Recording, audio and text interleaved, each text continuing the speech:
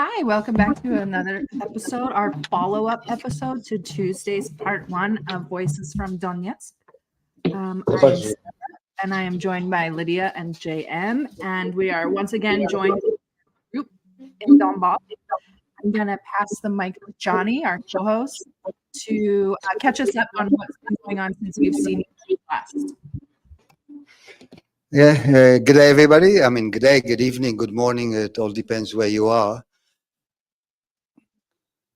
We got cut off last time. I think it was Tuesday, and the whole internet in Donetsk, it was like the whole republic basically had no internet. So unfortunately, hopefully it holds this evening for 3 hours. It would be great to have a lot of audience participation and hear their questions.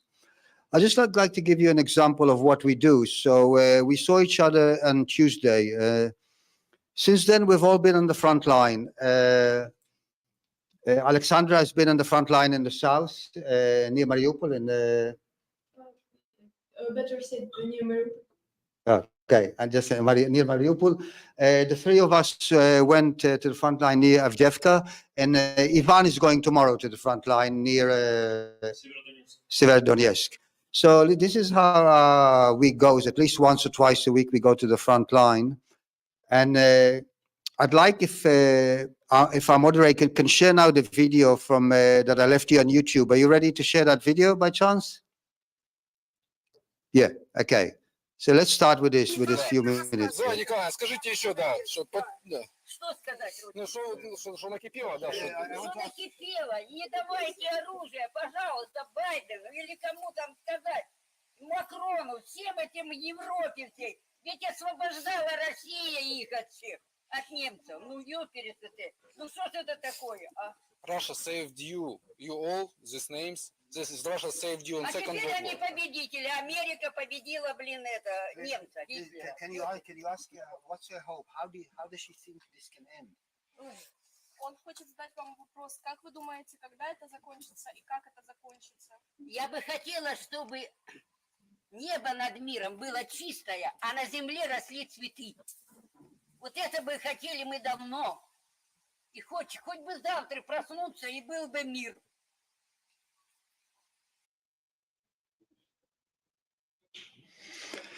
So this is an 89-year-old woman in a suburb called Oktobersky. It's less than 2 kilometers from Avdiivka. It's right on the front line. Almost every house is destroyed. The only people left there are these people, old, blind, disabled. They're shelled every day. I mean, if you watch this video for another 60 seconds, there's an incoming, and the old lady immediately recognizes it as an incoming. That's how they live. They live in total misery. I suggest everybody watch this video. It was a very strong one. This lady moved us so much that Sasha was in tears, I was in tears. They just want to live like normal human beings. They feel they're totally forgotten. And with this, I want to introduce you to a really strong issue that I've discovered when I came here. It's a really strong aspect that I wasn't aware of before I came here.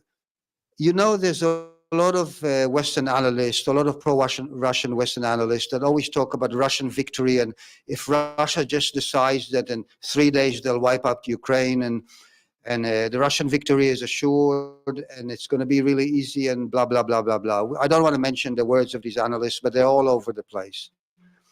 And I think the third day I was here, I was talking to Sasha, and I said to him, how come they can still shell us from Avdiivka?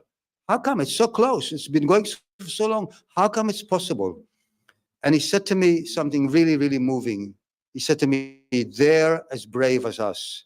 They are our brothers. They have the same level of bravery. And I'm not talking about the latest recruits that are being pulled off the streets in Ukraine and things like this. I'm talking about the Ukrainian soldiers, the real army. And he acknowledged it. He said, look, they're us. They're made of the same metal that we are made of. It's hard to beat them, the same as that it's hard to beat us. And I really like to start the discussion tonight on this level. It's like there's a whole industry that's developed around this war, about all these specialists around the world, and they already predicted the end of the war. The war will end at the end of summer. It's not going to end at the end of summer. It's really, really vicious. Sometimes it's a matter of 2 meters being taken away one day, 2 meters back another day, especially on some of the areas here. So yeah, I would like to start elaborating on that and immediately invite some questions from your panel to our panel. Let's see what if Sarah or somebody there if they want to say something. Yeah, I have a question. And that would be where we left off. We were showing you that clip of former President Poroshenko and what he thought of the people of Donbass and the kind of opinions on that. Would you say that you have encountered similar attitudes, or how have those attitudes changed, if at all, from the Ukrainian side from what you've seen since the war began?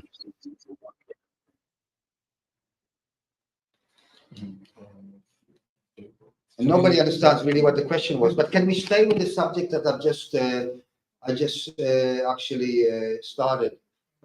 You, Sasha, you just okay. You can start it because you raised it about this subject. So about the subject about words of Ukrainian politics, they proclaimed a lot of things all was looking pleasant in Europe, as we understand, but here it was impossible to hear what they say. Here it means we are not humans, and the only way for them to reach their targets is to destroy everything here with people. If we're talking about what the politics were No, I claiming. want you to talk about what you talked to me the third day I was here. About braveness. When I asked you why is it not over, you said these are. So we consider them the same people as we. It's the same Russian people. We can call them the Ukrainians or Russians, but still it's the brothers. We have all people sitting here. We have families on the other side. Some families stopped talking after 2 years ago, but it's in this point it's much more harder to fight your brothers, and people on that side wasn't like this 10 years ago. During these 10 years they were slowly, day by day,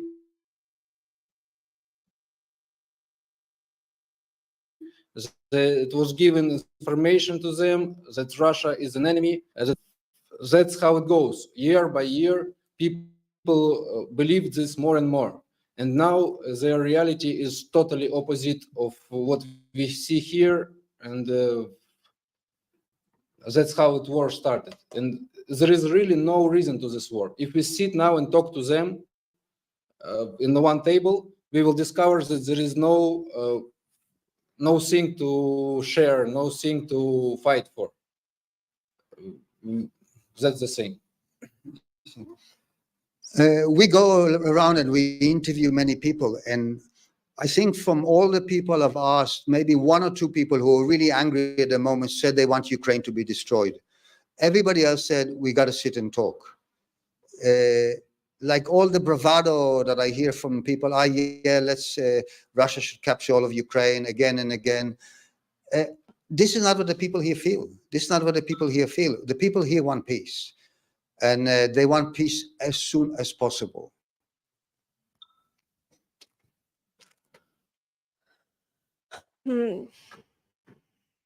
I just want to say about, it's very hard for me to call Ukrainian brothers. I'm Ukrainian myself, and I can say that Ukrainian is not a bad country. Ukraine is not a bad country. Ukrainians are not a bad people. Ukrainian politics, yes, they're bad. Ukrainian army, maybe they're bad, but Ukraine is good. I love Ukraine and I want a peace, and no matter how would it cost to me. If you say to me, just talk with one from Ukrainian army, just sit and talk to him, I would do this. No matter that they kill my brothers, they kill my friends, it's no matter. For peace, I would ready for everything like this. And you said the truth that everybody want a peace no matter how much it costs. That's the truth. I agree with my colleague. I can say that my brothers who fight with me, not who have the same blood, the same language, because now I can't call enemies my brothers. And also in our tradition and in traditions of many countries, for example, of some African countries, we have a phrase that your family is people of one flame, one fire. So people are sitting around you, taking meals with you, and also fighting with you. So Ukrainians who fight with me are not my brothers. I think so. I would like to say that I have a younger brother. And in 2014, this conflict divided us. He chose side of Ukrainian radical nationalists and start to fight against us. I choose the way to prove truth. I always try to show world what is really happening. But anyway, it's hard for us, actually, for our family, for our mother, especially for our mother. And I guess actually this conflict, first of all, it's pain of all mothers of this land, of these grannies, of other women whose sons are divided and fight once against each other. And for sure, this conflict is too long, and I guess it's time to finish it. I remember one thing. I have relatives who lives in the next street to me, maybe. And one day in 2014,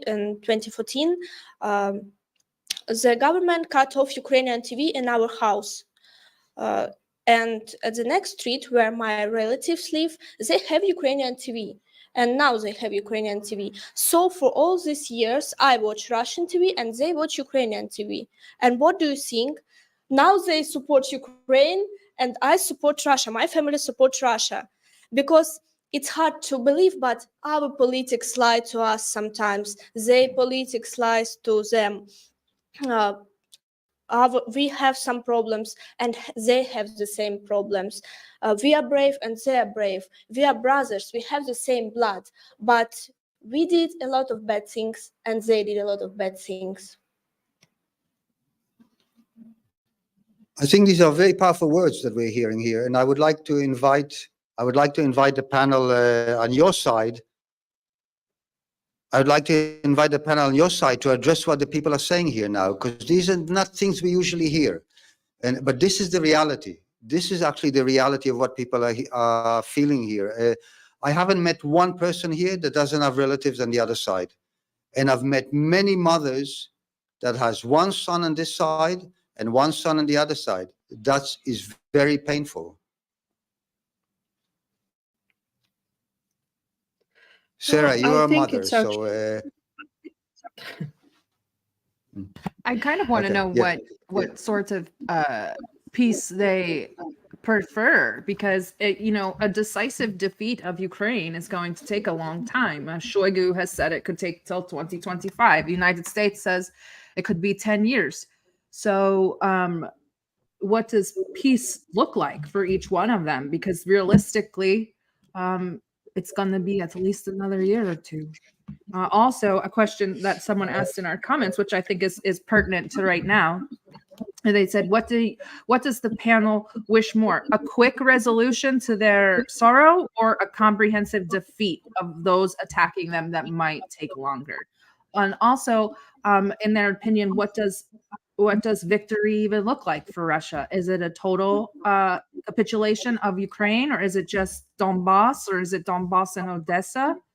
And how do people kind of feel about that? Like, are people in Donbass like, okay, it's important for us to get Odessa, or are they like, we really just want this to end? It's I think I can answer a little different of what you expect.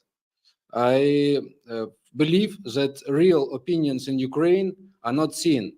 There is still a lot of people who feel them Russians and who feel as brothers if they consider them different. The problem is that these people cannot have a voice now in Ukraine. And if it's possible, and the government in Ukraine will change to some pro-Ukrainian people, not pro-West, if the government change and people will see in Ukraine that there is no danger for them to share their thoughts, we will see that society is not so. The balance of dividing is on our side. That's what I consider. And maybe west of Ukraine feels them closer to Poland, but it's only 2 cities. All other territory is our neighborhood. And also there are these conversations. If Russian forces take Odessa, maybe it's enough, but it will not be decision, because still, if the government will be like this, they will still collect some forces and they'll still try to do more provocation, more violence. That's their main goal. It's easy to prove it for me. And we can do it now if you want. Yes. You know, I'm ex-soldier, so of course I want that Odessa, Kiev will be Russian cities. Of course I want it because I have fight for it. But now sitting here, I'm just a civil girl. I'm just a simple girl, simple human, and we are all want the peace. We say no to war, we say no to shellings, no death, no child death, you know. We just want a peace, and I think that civil people, simple people, we agree with any rules of government, any territories, just for peace, just for stop the shellings. But I agree with Sasha that the problem is in government, in Ukrainian government. So if we change it, I said before, if we change it, the peace will come quicker. Now, looking and speaking with our soldiers, I understand that people on both sides are tired of war, so we need peace. But I think that conflict now can be solved. It can be frozen because now, sitting here, we can say how would like be this peace and the result of this war. So it can be frozen, and now we know that we will. This autumn we have collab, but we have no mobilization. So no more soldiers in war because we have problems in our country, and I think that our government understand that it will be problematic for communication in our society, and also communication amongst society and our government. So we have no mobilization now, and I think that conflict will be frozen.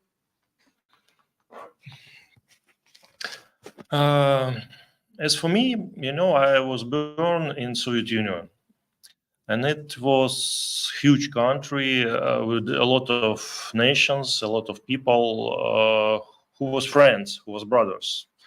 Especially it was three brother nations: Russians, Ukrainian, and Belarusians. And I was proud to be part of this huge union. There was huge country, no limits. We can go anywhere we want with no nothing hard, nothing complicated. But somehow Soviet Union collapsed, and limits appeared between families, between people. And then this war started. New limits appeared between people, between families. And when Donbass and other new regions became Russians, part of these limits disappeared, and it's good. And I hope that Ukrainians, simple Ukrainians, I don't believe that their government will understand it, but simple Ukrainians will understand that they are our brothers, they are part of our families, and one more limit will disappear. It's going to be good. But I agree that we couldn't do anything without changing government of Ukraine. Someone would like to add? Yeah, I think what second Sasha said is true, because today actually the Russian government announced that there will be no mobilization. And that's basically an announcement to say that there's not going to be any huge action, because for huge action on the ground, you need more soldiers. And I think that's a signal that maybe there will be talks, maybe there will be a freeze in the conflict. But the fact that Russia decided today not to mobilize, I mean, I even got today on my SIM card the announcement that for conscripts to come. This is the natural thing that happened way before the war. There's always conscription. All Russian men go to the army for 1 year. Before, I think it was 6 months. And but they announced they will not mobilize any troops. So without mobilizing troops, there's not going to be any big sweep of Ukraine. The next day, I've been speaking with we name them Apolchens. It's like volunteers in war, and I can't say about all of them and about all mobilized soldiers, but I know that people of Donbass won't stop this war in these boundaries and in this situation, and they will better die, but never leave their home, and they not need better life with no home, with not on their land. They need their home, freedom for their home. So they will fight until the end, and that's why the conflict need to be frozen to collect power, maybe make some decision in our government and also in the Minister of Defense, because yes, now we see that war won't be so small in sizes and in time. So we need to prepare better, and then yes, we maybe will have new special military operation. I would like to say, as Apolchenets and as people who have rise up in Donetsk, who has lived in Donetsk, I don't like to frozen the conflict, please, not that, because that feeling when you are in the same place and you don't know what will happen the next month. Yes, politics, they talk, they in Moscow, they in Ukraine, in Kiev, they talk to each other, you know, they think about money, about the territories, but the humans, the people, they stay at one place and don't know what to do. We don't have business, we don't have, I don't know, we live with a huge scare in our souls. Fear, yes, with fear every day. And Sasha is right that the soldiers there, they said that we better die, but not frozen the conflict, please, not that. We also have to remember that before we talk about Odessa and Kiev and thing, I mean, the whole of Donetsk has not been freed yet. Even some of Lugansk hasn't been freed yet. So I think when the local people, they're first thinking about securing all of Donetsk before they think any further. And it's quite a bit of territory still. If we talk about like Kramatorsk, there's a lot of areas here that are still going to be quite fierce battles, as far as I think. I mean, you know more about the military situation, but I think they are not going to be easy conquers. Yes, this also the complications of our region of this issue, that still some cities on Donetsk Republic is under control of Ukrainian forces, is that they were preparing these positions for 8 years before operation started. And there are concrete protection bunkers.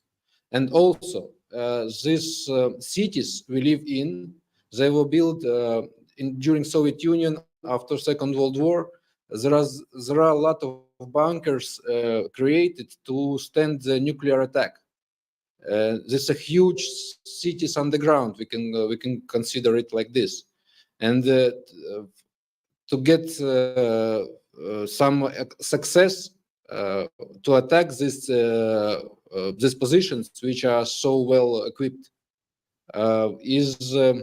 is now not, as we see, there is no success, and also for both sides, because also for them to get here in the city is the same trouble, because we have artillery from Russia prepared, so we have this line which is like stuck. We're stuck, and it goes now to a lack of people who can stand more. That one will success. It's like this here, but still we remember, still some of our soldiers have families right in the same cities, which we need to invade, we need to somehow take. So that's the same. Yeah, I agree with you. Just remember Azovstal. I think the whole world know about it. So many soldiers died here because it has a bunker. Yes, from the Soviet Union. Yes, It's a big city under Azovstal. yes, it's big city. That's what we have when we have a frozen conflict for the last, I know, 7 years maybe. We don't want it anymore. We want one decision, one and forever. I would like to add that the rest of Ukraine, Ukrainian government, first of all, should understand the choice of Donbass, the will of our people. We choose the way to be with Russia, the way to be Russian in 2014. Yes, it was, and it was agreement, Minsk agreement. It was a long time for Ukraine to accept to do these agreements, but they did nothing. For sorry, but they did nothing, and there is still they still need to accept the will of people of Donbass. It's very important for peace come to this land. I would like to invite the panel, Sarah and the rest of the panel. Do you want to add something or ask something on this subject? Yes, I want to clarify. Why do you think the conflict will be frozen? What was your question? I mean, I personally think just because the Russian announcement today that there will be no mobilization, and it's a 1,000-kilometer front. It's a 1,000-kilometer front. It's like I had different thoughts about the conflict before I arrived here, totally different. And now I'm here and I understand, I mean, just a little bit more and more the intricacies, the front line, how the front line is. I mean, sometimes even here on the front line, there's ferocious battles and the Ukrainians move 2 meters. And then there's another ferocious battle for 3 days, and the Russians move back 2 meters. I mean, it's like, it's harsh. It's really rough. And I think Russia's announcement that they're not mobilized is sort of a signal that maybe the conflict won't be frozen, but maybe there won't be any huge movements.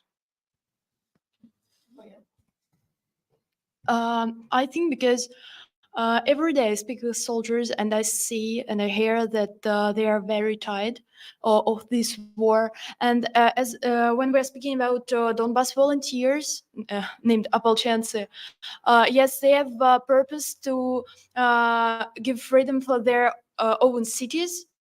But for example, the soldiers whose mobilization was, for example, in Siberia or in Far East, they're fighting just for the word motherland, but it's too hard to war when you see no movement.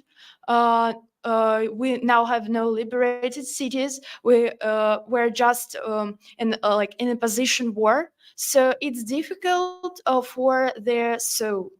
It's difficult for their mind to understand that they're fighting for something now, and they need like a break. And our government say that our mobilized soldiers will see their home until the war will end. So now we need like a break for them to visit their families, to have a rest.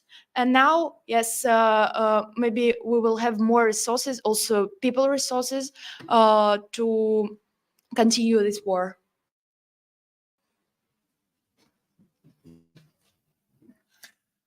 About freezing the conflict, it just seemed to be logical to freeze this conflict because if we look at modern military conflicts, we will see even about this Donbass conflict. It have different levels during its launch, high level and low level. I don't know. I hope this conflict gonna be solved soon. Not frozen, but solved. It's my hope in my soul. But it looks logical that this conflict gonna be freezing soon. It's my opinion. Also, yeah, we all hope that there will be solution, no freezing conflict. There will be solution to make us big peace. Thinking about this, I see now how is the government look like, Ukrainian government, how does it look like in the West? The corruption is very high. Money is stealing. There are a lot of investigations showing how much money disappears. Also, we see how mobilization goes in Ukraine. People don't want to fight.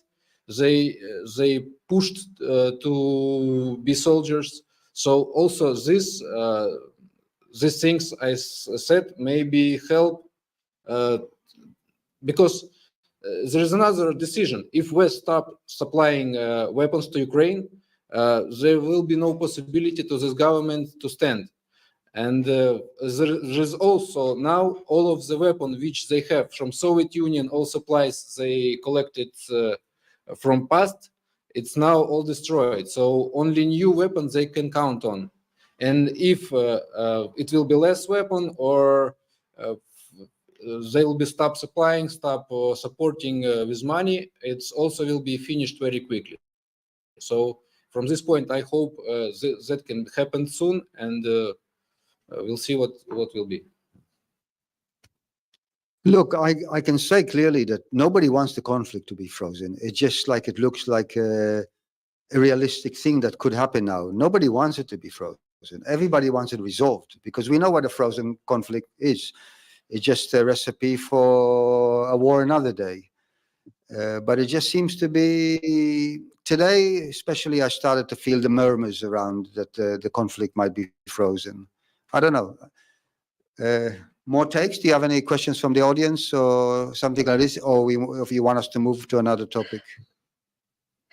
We actually wanted to ask you a little bit more about the work that you do, because we know that last time you showed that you collect some of the and shells that NATO sends to Donbass. Could you maybe tell us some stories about how you were able to find those things and the experiences that you had collecting information about them? Yeah, I mean, this I'll hand over to Ivan, and we brought a collection, but maybe you can put the video on the cluster bombs first, and people can see the effect of cluster bombs before we show you actually here on the table. Let's see. Which okay, play petrol mines is also important. Which video was that? The first, second, or third? I sent you with science. I don't remember the number of it. Which one? Last one. Okay, last video, please, mate. He'll put it. He probably just needs to. Or maybe Slovenia went to sleep. I'll just check with him. Okay. How long will it take to upload? Let me just see. It's he's just answering me. Okay, no, he's coming. 20 seconds. Okay. Yeah, so it's coming. Yeah, I mean, it's really scary in the cluster bomb story because not only that they spread small bullets that kill people, some cluster bombs spread mines, some of them spread these smaller cassettes, like the one that the lady was injured, that cut both her legs and things like this. Yeah, so it's not a fun thing, cluster bombs, and they have the most horrible sound because it's when the cluster bomb falls, it's not like bang, it's like It's like all the clusters are spread around. It's really an eerie sound here. It's not something you want to hear. And also, an important thing about these cluster bombs, they are not effective against armored, or I mean, against protected. If, for example, it's some military vehicle or the soldier which is protected, this cluster will not hit him. It's only useful against not protected bodies. So if to shoot civilian area with these clusters, that's how they get people injured. On the front line, it's not as useful as it's effective here. So Ivan will show you now. Стой! Okay. Сейчас украинские войска забросали лепестками улицу Университетскую в Донецке. Перед нами подорвалась машина прямо посреди Университетской. Это район, это центр фактически города, район магазина «Изумруд». Дорога забросана лепестками. И сейчас вот у машин взрываются колеса. Вот такие вот мины, лепестки. Их очень тяжело заметить из машины. Ну, в принципе, их и на асфальте тяжело заметить в темноте, когда не знаешь, как они выглядят. The video when It looks like it didn't work.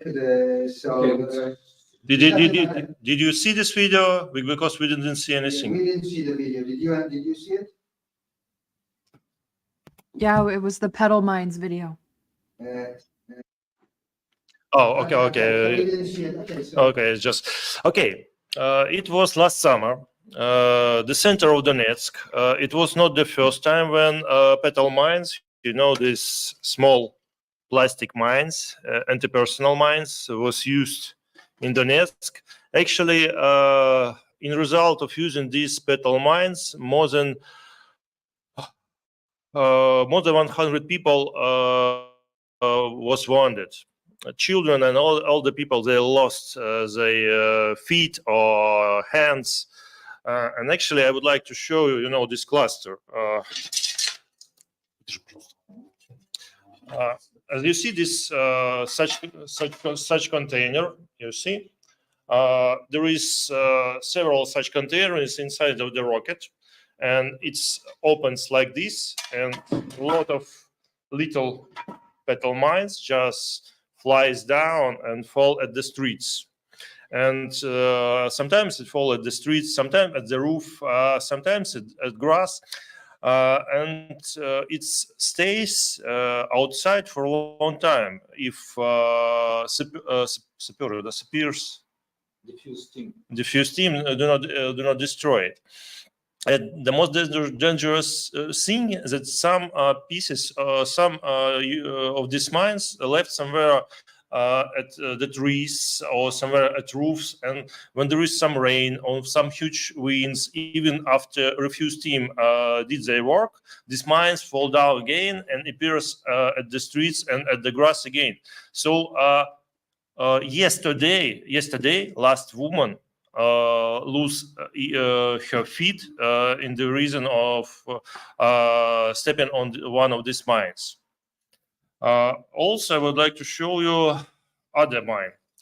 These pieces of German mine, anti-tank mine, but these mines are quite small. It's like this. I don't know, something about 10 centimeters height. Yes, you can see it. It's bottom of this mine, and it's please zoom. Yeah. Yes, it's quite small and it's invisible in grass. And the most dangerous that this mine is working when human being is near it or touching it or something like this. And actually, because of these mines, if you will see Johnne's report, Johnne's last video, there is a story about one woman who lose both of her legs because of this mine.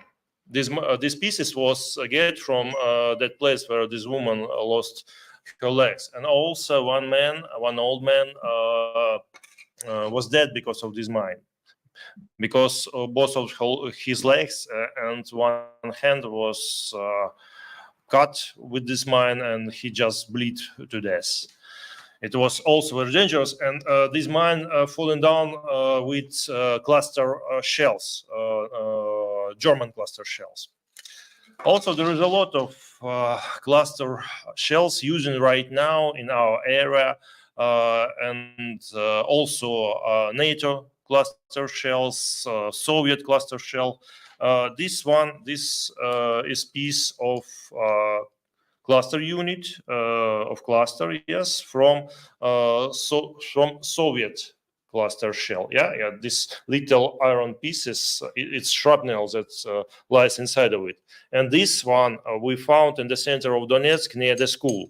And actually, the danger of this cluster that one of these clusters left somewhere underground. And when workers came to fix this school, they start to dig something near the school. And 3 of these workers was wounded, and one of them was killed by this cluster. The danger of clusters that they are living somewhere, they could live unexploded somewhere for a long time. And if you're talking about these American cluster shells, American says that they're really quite safe for civilian people, and that almost all of them explosive immediately. It's not true. It's not true. We have a lot of video from Donetsk when the Ukrainians use these American cluster shells, and a lot of them left unexploded, and a lot of civilians are wounded by these cluster shells for sorry. And of course, also Ukraine use MLRS, multiply launch rocket systems. It's really it's really so dangerous as a cluster shells, because a lot of rockets fall down almost in one moment at big square, big surface, and cover big surface actually. So a lot of people in Donetsk was killed and wounded last December, because that month, last December, was Donetsk was shelled at least 5 times a day. At least 5 times a day, even center of Donetsk. No one could hide somewhere. This December center of the no. Other videos, it's about 2014. Yes, I will finish about a modern period, and then we could show how it was always started. And also, of course, I can show you these pieces. This is NATO 155 millimeters shells pieces. Yes. And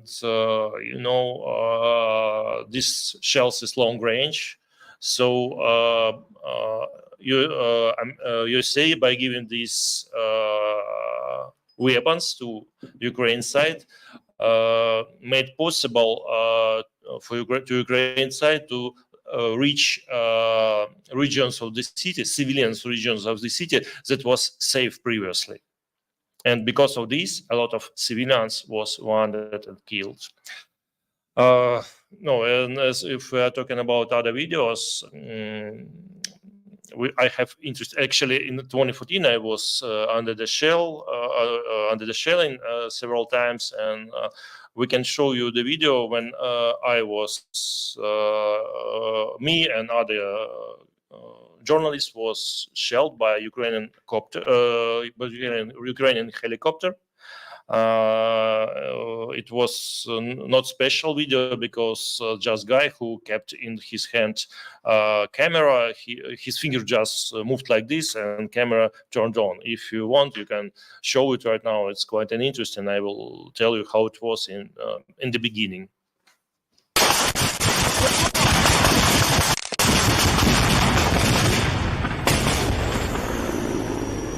Конченый долбоёб, блядь! Все живы? Пиздец, блядь. Стрелял в нас, он стрелял, блядь. Тут корректировщик, блядь, где-то. Корректировщик есть. А дело в том, что мы тут кушали, сидим. Нас видно. Да хоть кто-то в окопе остался, блядь. Пиздец, блядь. Да. Такой, блядь, пошел прочесывать тупо, блядь, все. Да. Уходите.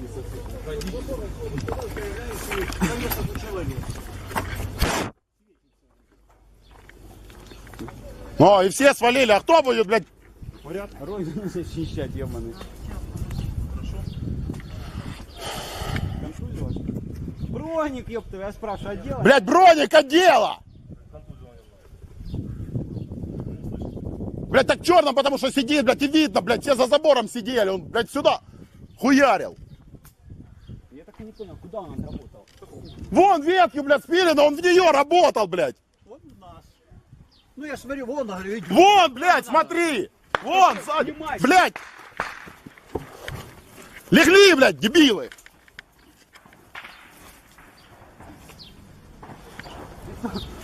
Вон в стене дырка, блядь. Поснимай нахуй. Или давай я. Ладно, одела броник, отползи нахуй от дерева. Накинь броник. Накинь, отползай сюда. Доползи уже так, броник я заберу. Блядь, уходим отсюда. Вон там дверь, давай, забирай броник.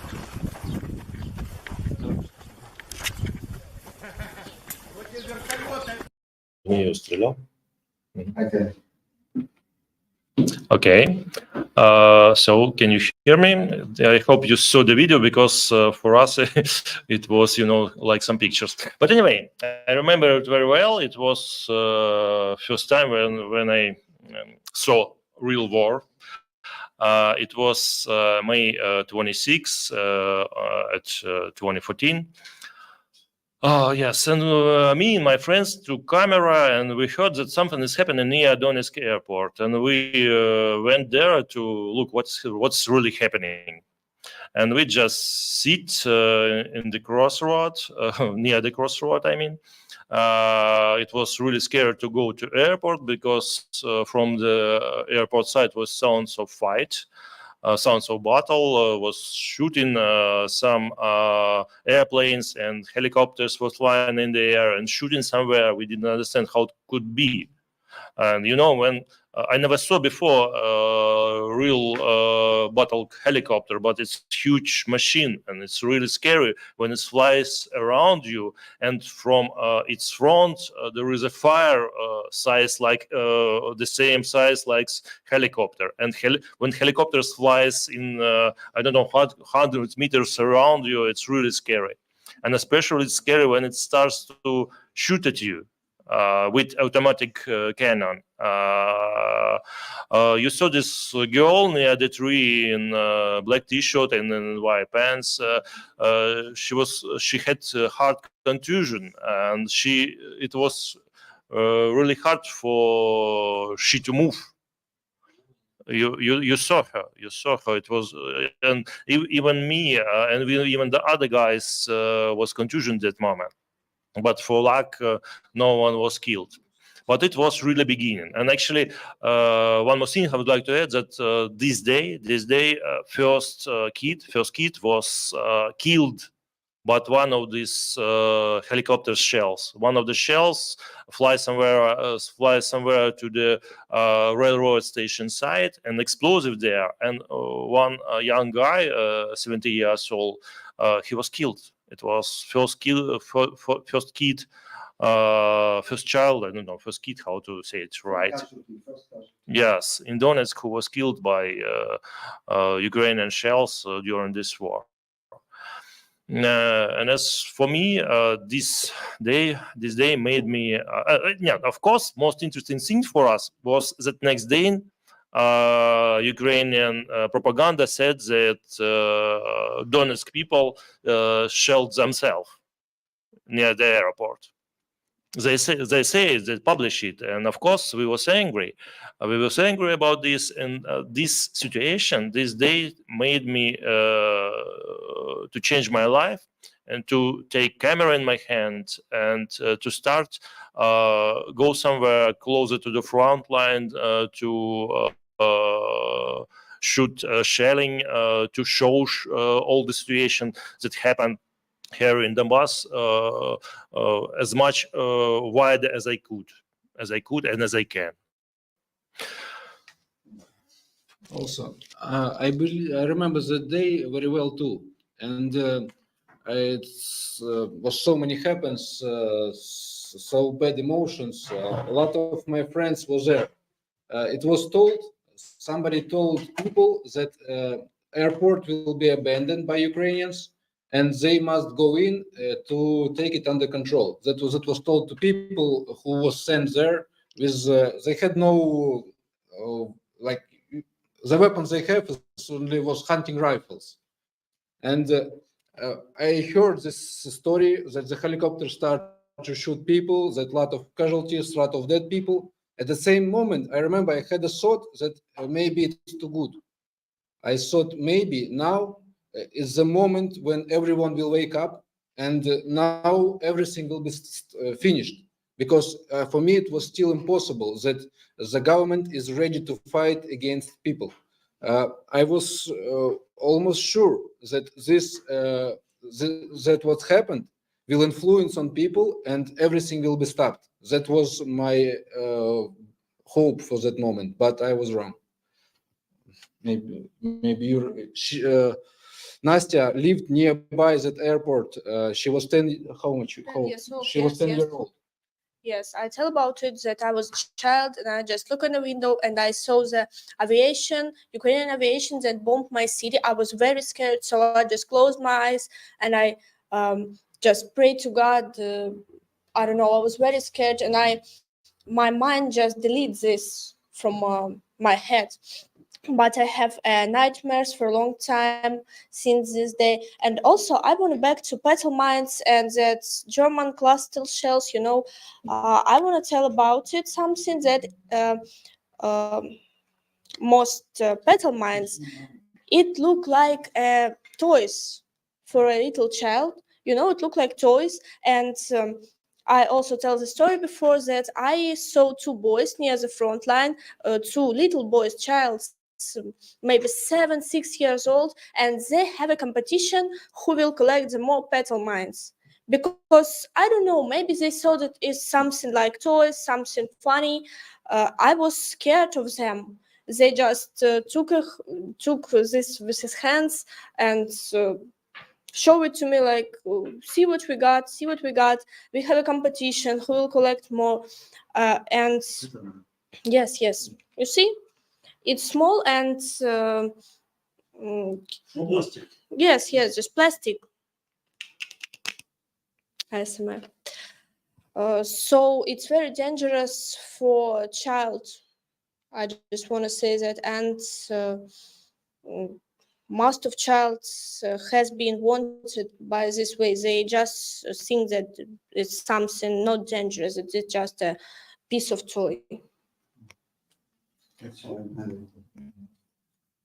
This way we see that Europe helping Ukrainian, and Ukrainian soldiers are fighting not with our soldiers, but also with the people who decided to be with Russia. So they tried to make us scared, and they are fighting for territories to sell it for Europe. And we're the biggest country in the world. We do not need more territories. We're fighting for our people, for people who want to be with Russia, who say that they are Russians. And also, in this point, I want to say that our our people in Moscow or in peaceful cities, they say that they have neutral position. they try to be in the middle line among between two fighting countries, and now it's not possible, because when you say that I'm not for Russia in this conflict, and also for Ukraine, I'm just in the middle. They say that I justify and I support killing children in Donetsk. It's difficult choice, but everybody need to make it now. Can you zoom out? I want to talk to them. No, zoom out. I mean, look at the panel. We have here two young women. I mean, they're 21, right? Two young, beautiful women, but I wouldn't mess around with them. They are so brave, probably more brave than most of the European men sitting in their lounge room. And I would really like, Sasha, if you don't mind. I mean, they're on the front line all the time. And they're on the front line, like really, where it's all happening. But I really like, Sasha, if you can tell a bit your personal story, if you don't mind. Since Your injury. Your injury. Your injury. You know, it's you know, that's what one thing I want to tell you about it here. The people are so humble. They're so. I was talking to this lady the other day, and it took her about 15 minutes before she told me she actually lost a son on the front line. We had to push it out of her. You remember the lady? And her husband lost his legs. People don't actually tell their suffering and their problem. And like even Sasha, she hasn't actually told you her story yet, and it's a very brave story. I would like you to tell the story.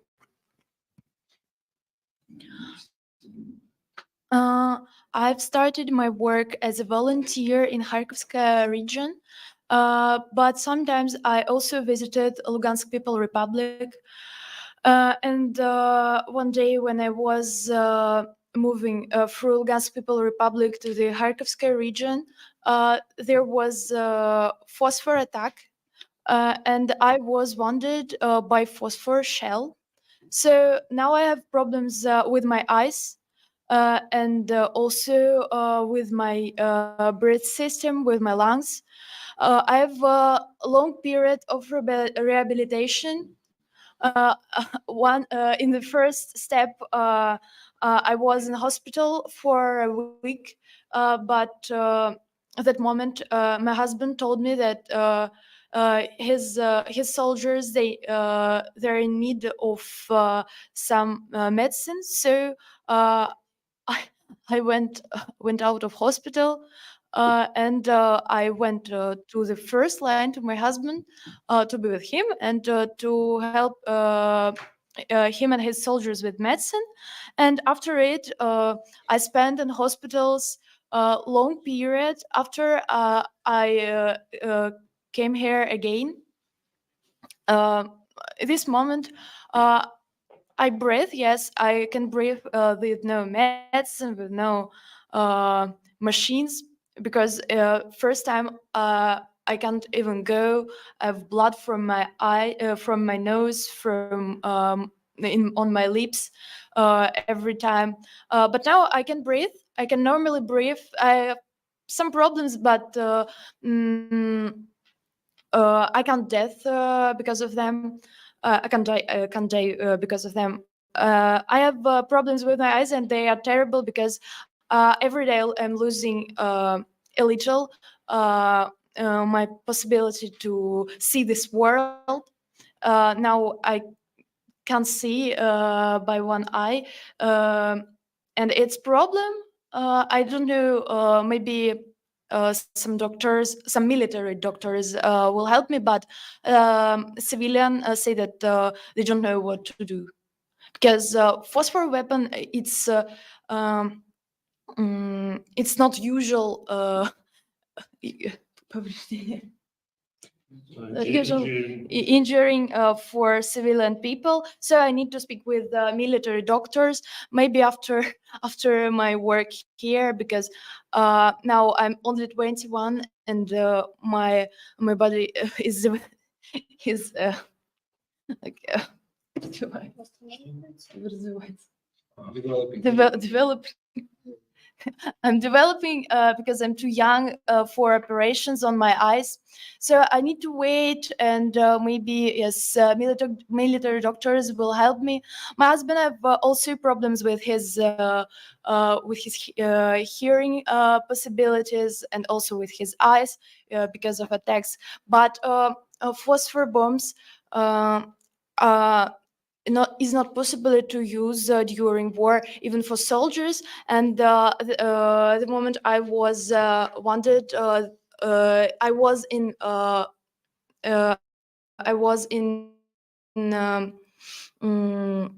in liberated city. I was in a peaceful city, so there was no soldiers. I'm just going with volunteers. So they're using phosphor weapon to scare people of Donetsk and Lugansk people republics. The panel, Sarah or anybody else in the panel want to address now somebody here? You heard I some have stories. a question. Well, my question is kind of continuing the whole line of questions about the work that you do. Could you maybe tell our listeners, what does your normal work day look like? What do you do every day? And what are maybe some of the most interesting things that you've encountered during the past couple of days?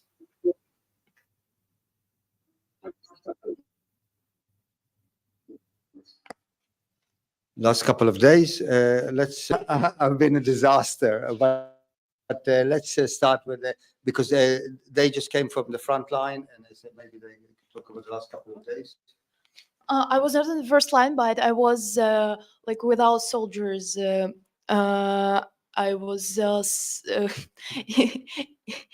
also with our soldiers, with our special forces, where were making materials about their training programs. And also, I've been speaking with our volunteer, our Polchenets, who now can't be at the first line because of his health, but his son now take his place in the first line, and so all the family is warring. All the family is fighting. Even his little daughter. She said that yes, I hate Ukrainians. I'm Russian. What Ukrainians are doing here?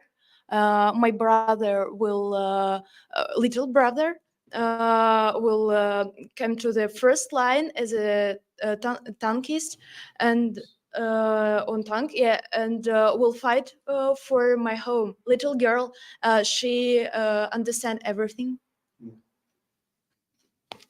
I'll give you in a second. I can tell you how our day looks like. It's like Sasha and me, and sometime Ivan when he joins in.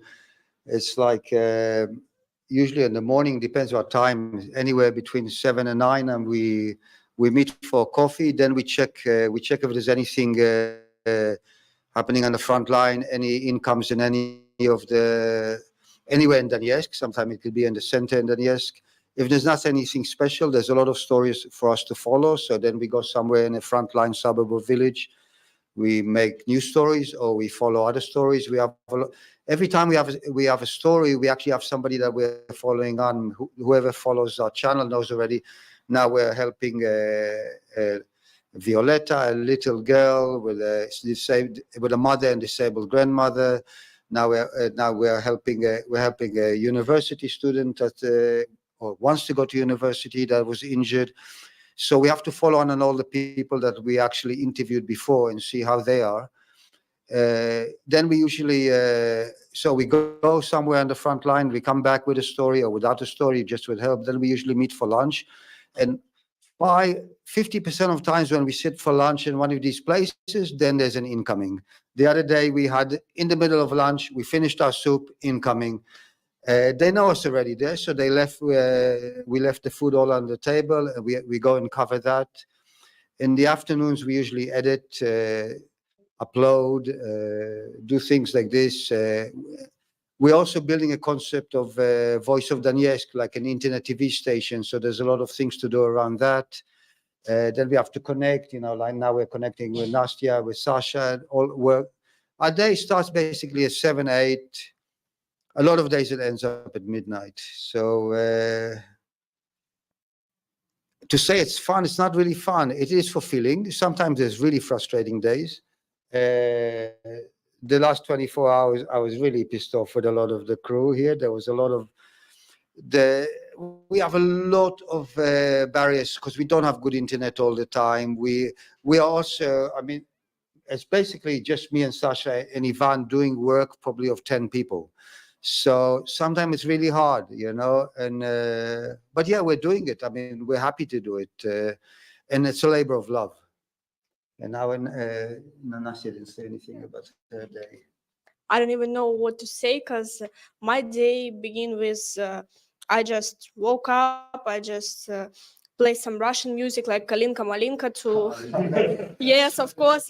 Then I take a shot of vodka, yes, with my home beer, but my day look just like yours. I made a lot of work. Sometimes I even not have a plans. I just want to spend time just relax in my home, but I just sit and wait till somebody calls me, and somebody always calls me like something is going on here, something is going on here, we need your help, please come in. And I just go to my car and drive somewhere where they need my help. I'd like to do some reports or films or post on my Telegram channel, but usually I don't have time for this. So it's just like my hobby to film something, to do some short videos. But usually I don't have time because the boys, the soldiers, they need my help. So I came to the front line. Also, I am so scared to tell that I came to the front line for last 2 or 3 days because I know my mom watching this stream right now, and she doesn't know that I go there. Yes, that's like always. I hope she don't understand what I'm talking about. But my day is always different, but always has the same purpose: to help people and to help Russian soldiers. I have routine problem to find water in Donetsk because I have no apartments here. So I live on my channel where I work. So every day I try to find water. Usually in bombshell, because there we have water after raining, and there in bombshell where it's rather colder than in the outside, I usually take a bath. It's like routine problem, and for me it's nightmare because in other new regions, I usually have water even when I live this with soldiers, and in Donetsk it's an awful problem.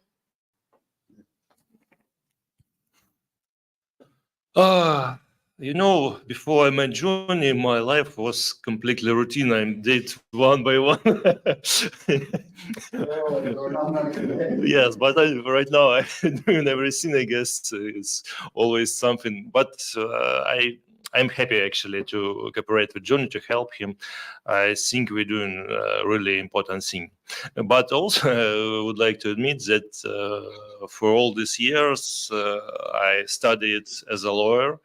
Before my first education was economical education, but my second education is law education. Right now, I'm professional jurist, a lawyer. I don't know how to pronounce it right in English. And I documenting war crimes from 2014 and until now as a public activist. Usually we choose one of the shellings one of the shellings, and we investigated. It took us something about months. We're looking where was huge killing and wandering of civilian people. We took this case, we taken this case with my team, and we investigated. We going at this place, looking what has happened, measuring every scene, and write it step by step. To show to the world that it was not self-shelling, like Ukrainian side says, that it's for real. For real, that it's real war crime, and Ukrainian side did it with us, did it for real. I have a lot of. I talked during this years with thousands of civilians whose relatives was killed or who was wanted, and they told me a lot of stories. Sometimes is stories like like wonder stories like wonder when someone should been dead but still alive, etc. Once one woman was hit by a rocket in her chest, and rocket was just inside of her chest like this, like tube like this, and he went with her husband for several kilometers until a place where emergency could get her. And they took this tube, this piece of rocket from her chest, and she's alive and she's quite okay. No, of course she have some problems with her health, but totally she's okay. She's alive. I guess it's wonder. And sometimes happens opposite when explosives happens somewhere far from the place, but one piece of shrapnel flies for a big distance and hit exactly at the head of some person, and this person is dying. So this war is full of different cases. And you have to have faith. You have to believe in something. At least a lot of people believe in God, because without believing in something, you can't exist here. You will be only fear of everything. So. So I believe that every meeting at this place, at the city, it's for better, and I must see good things in this life and help good people in this life. Okay. I also want to witness that when Johnny comes, we have no free time. But really, I really very appreciate that such a person appeared here. His empathy is very high. When people see him, suddenly everywhere hope appears again.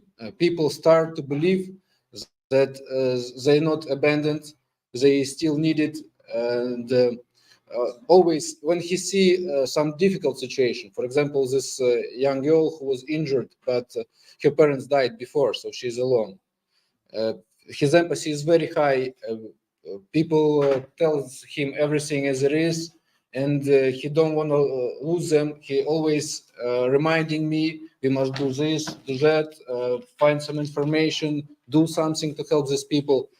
And I don't know from where he have so much energy, because I'm tiring very much every day.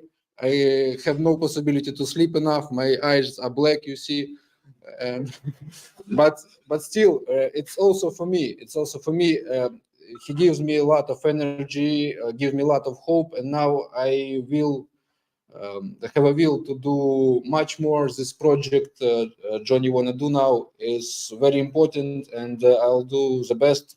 Also, people around us, we have a team collecting around him. So day by day, Johnny's influence on situation is growing. So I hope we have enough energy, have enough of our possibilities to make it real. That's what we do every day for 2 months now, and hope the results will be seen and you all can witness it. Please, microphone, this battery is weak. Okay. So can we have some questions from the panel or from the audience even better?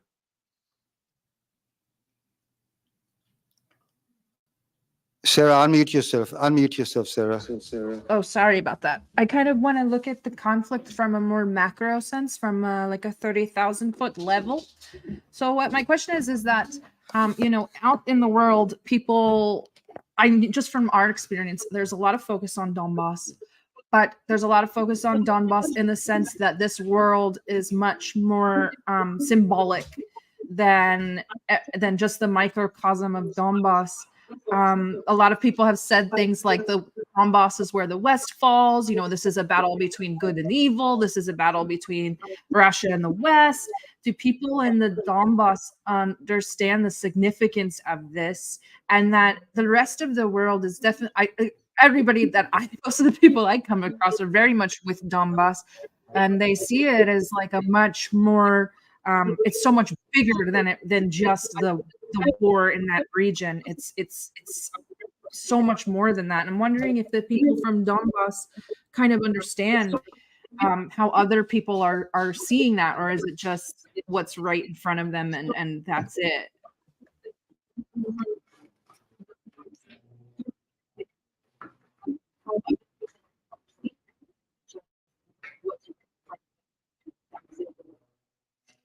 Well, I'm here because that's how I see it. I think it's a battlefront between, if you want to sound biblical a bit, between the forces of evil and the forces of light. I mean, that's really maybe taking it to an extreme, but maybe not. That's how I see it. That's why I'm here. But I think a lot of the people here also understand it. But I'll let them speak because you're asking the people of Donbass. Before that, it wasn't seen as much as you described. Before that, it was pretty local. We had no possibility. It was blockade, economical blockade, informational blockade, and we didn't see that anybody aware of what's going on here. And people get used to it. But now this understanding becomes that something needs to be changed in the world, and this is a place where there's good ideas, good wills can grow from. And also people here, I described a little bit about them. They got used, but they'll become stronger. And people help each other here. They're uniting. And this is a good example for all of Russian people, for Ukrainian people, and we must use it. Children who grow up here you cannot find such young people anywhere in the world.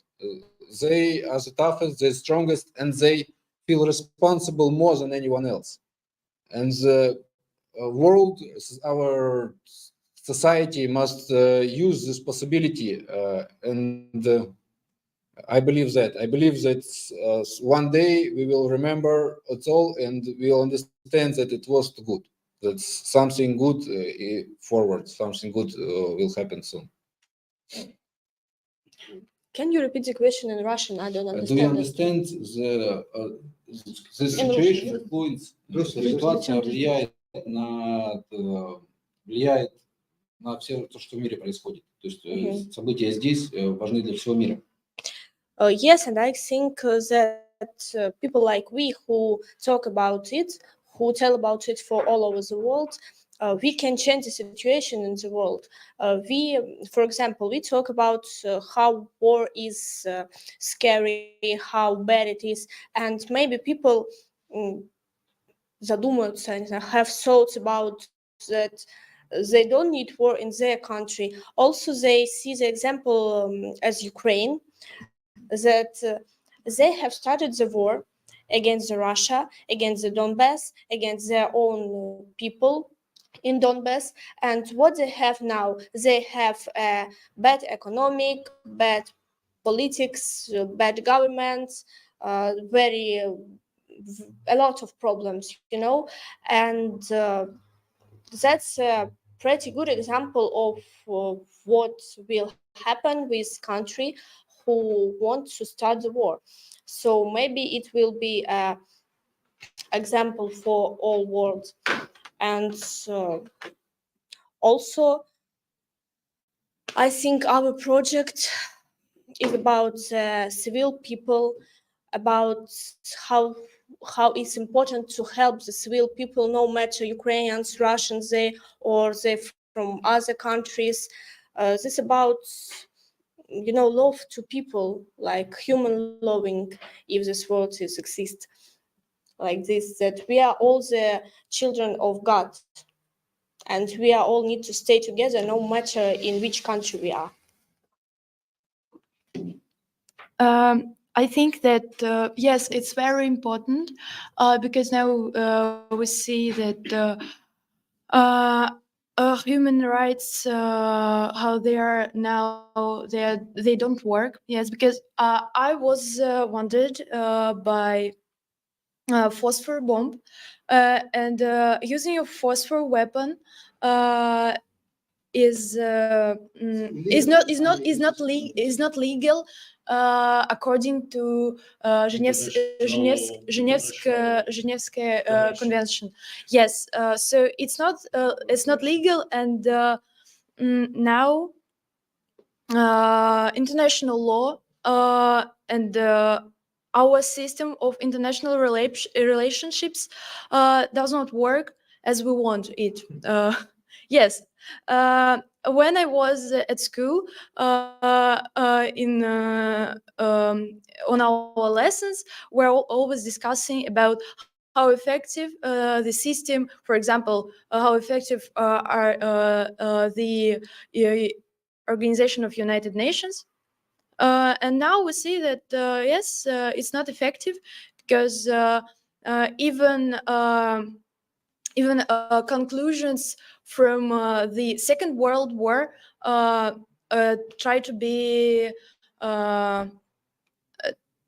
changed.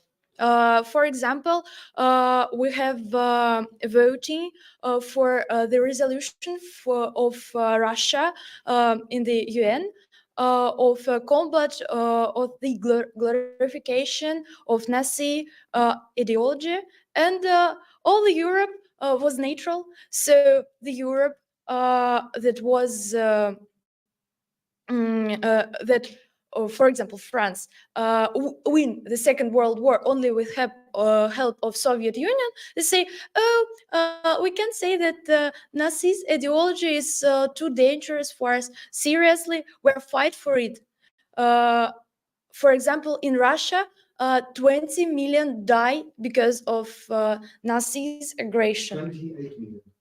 28, but some countries in Europe say that only 20, about 20, because we can't count now, for example, Belarus and Ukraine. Only if we count only Russians, yes, 20 billions. We have a poem. 27 million. This is definitely. It's That's from. what they're trying in the West. They're trying to bring it down. They're trying to bring down. But we have poem of Rasul Gamzatov that name that. There are 20 millions of people who die for this war. So now, yes, we see it's this conflict is very important because it's like trying to make a new system of relationships. Like after all the wars, after all the world wars.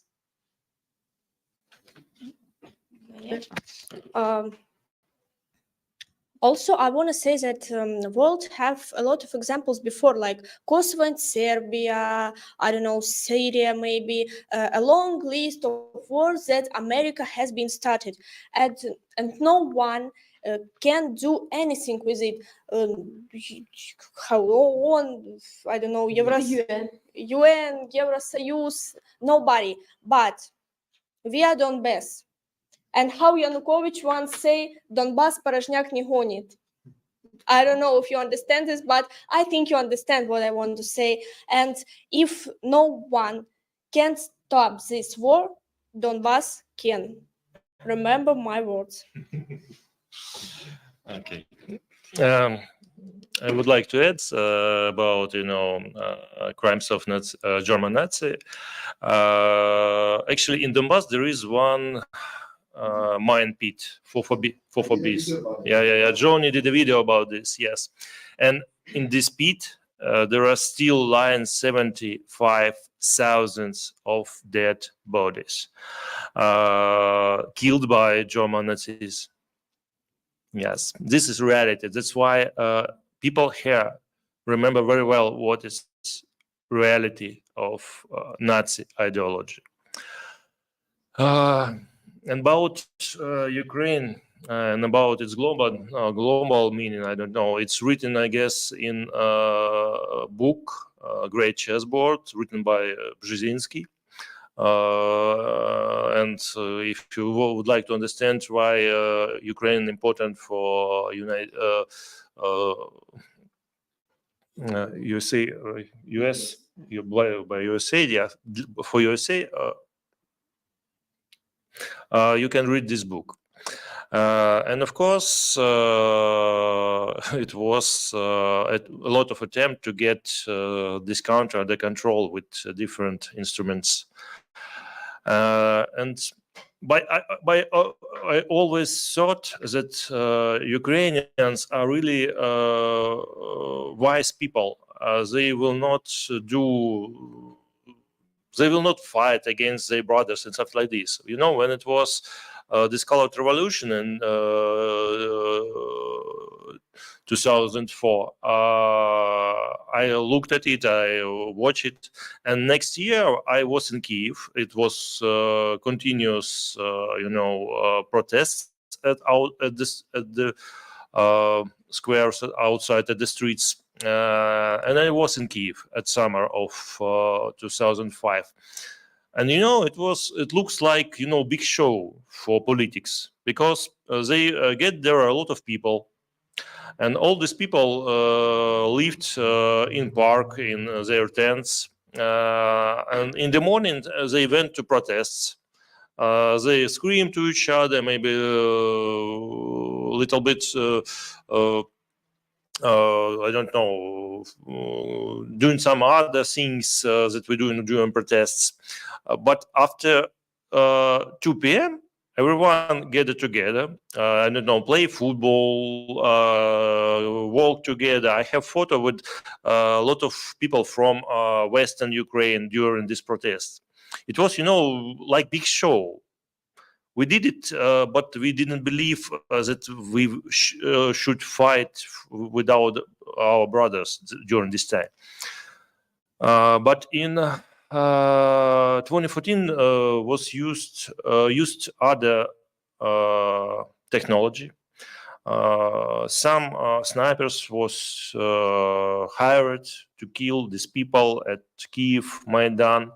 We even have some video when where some Georgian snipers saying that they was hired and they really shoot into civilian in both sides, into civilians and into police.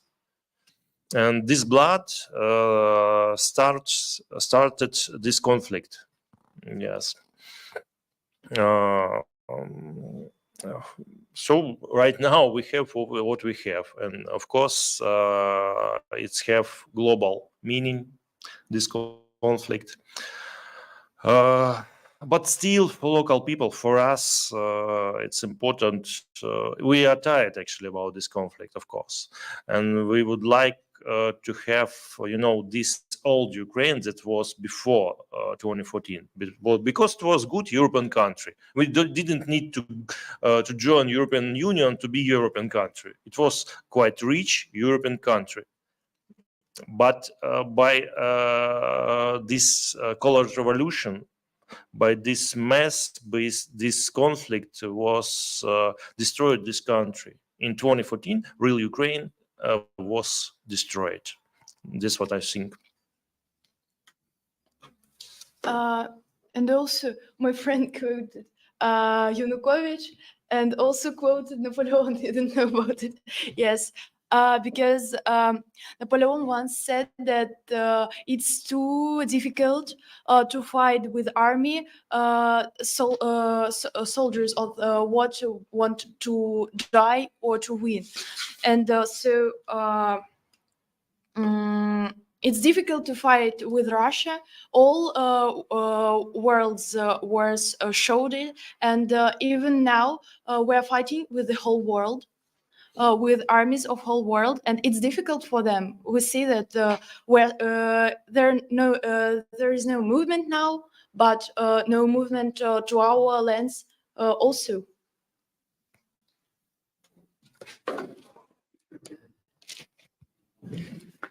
I'm not sure if we can bring audience questions and things, because we've done a few live streams, and what the panel here always wants, they're begging me for some Ukrainian supporters to come on, because we sort of agree with each other, and it's nice to talk and things like this. But I really would like some Ukrainian supporter to come on and challenge them. There's nothing to hide, and we open to discussion. Yeah. So I'm not sure if you opened it on Twitter or something to everybody to ask questions, and yeah. Anyway, in the meantime, if the panel could continue to ask questions.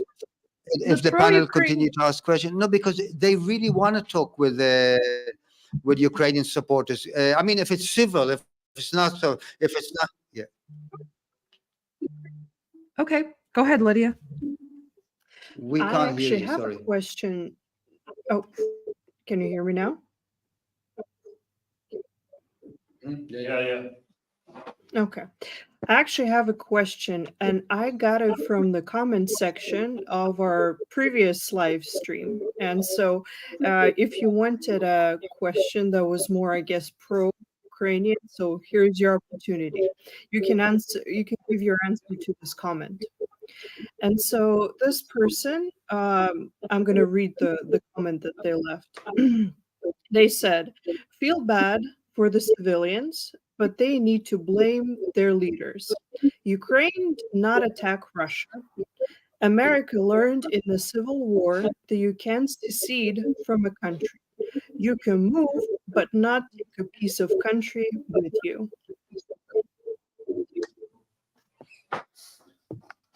I'm sure now finally they get fired up. You'll see everybody's woken up. I just wanted to say, guys, if you want me to translate it for you in Russian, just so that you can respond better to it. I don't know if you want me to. I can explain the comment better in Russian. Okay. То есть, по сути, этот человек, он написал, что ему очень жаль обычных мирных людей, но мирным людям нужно винить своих лидеров, ну, то есть российских и в данном случае лидеров Донбасса. Украина не нападала на Россию, и Америка выяснила еще во время своей гражданской войны, что нельзя просто взять и отделиться от страны. Можно уехать из страны, но нельзя просто взять и забрать с собой кусок страны. And now the live stream really starts. Okay.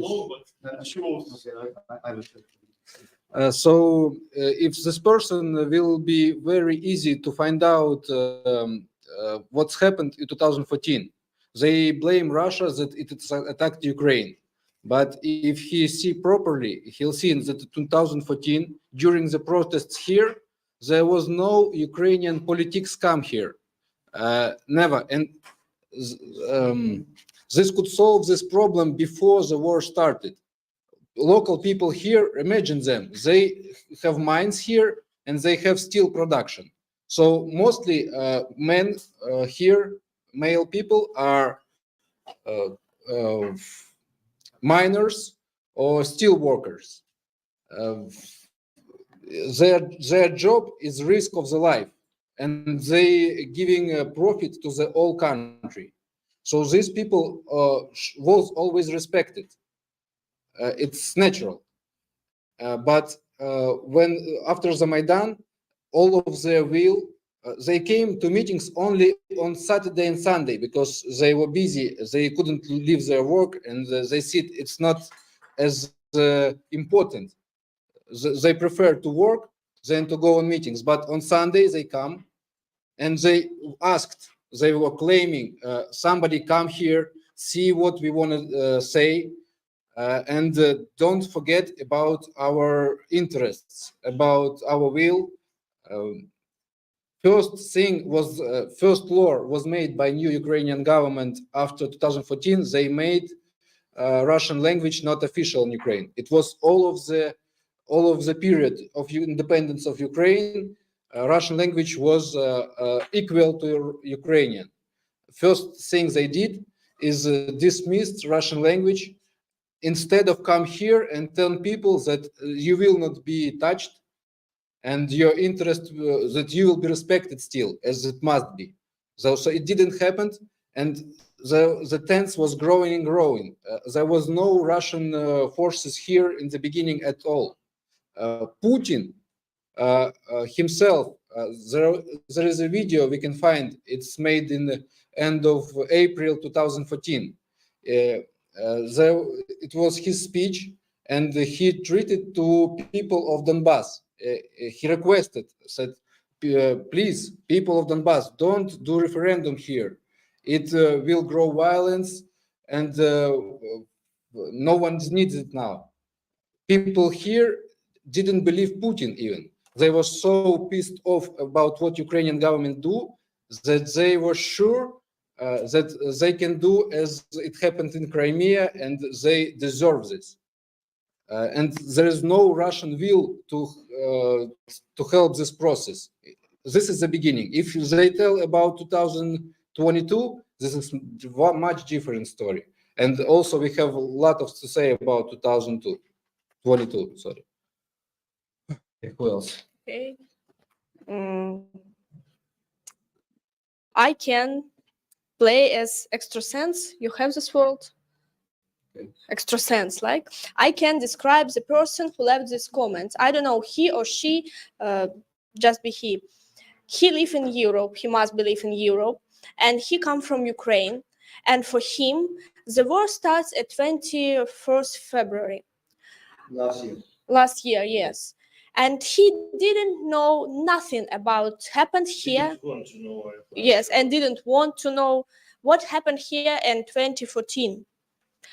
And of course, you wrote that Ukraine don't attack Russia. Of course, Ukraine don't attack Russia, of course, because Ukraine is very weak if we compare it to Russia. So Ukraine attacked Donbass, which is a small part of Ukraine, you know. That's what Ukraine can do. The only thing that Ukraine can do is attack the small piece. And then when Ukraine attacked Donbass, which стал частью России, become part of Russia, only then Russia is start to war with Ukraine. Only then, when Donbass became the part of Russia, because then Russia is just protect their own territory, and I think the Russia is have all rights for it.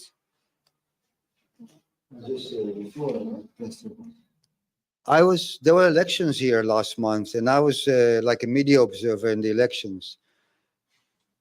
Everybody felt Russian. They were singing Russian songs. I interviewed dozens and dozens of people. It's Russia. It's like people have to get over it. It's Russia. It probably would have stayed Ukraine forever if the Maidan didn't happen in 2014, and if the people couldn't. But the Maidan did happen, and the people suddenly felt they don't belong anymore.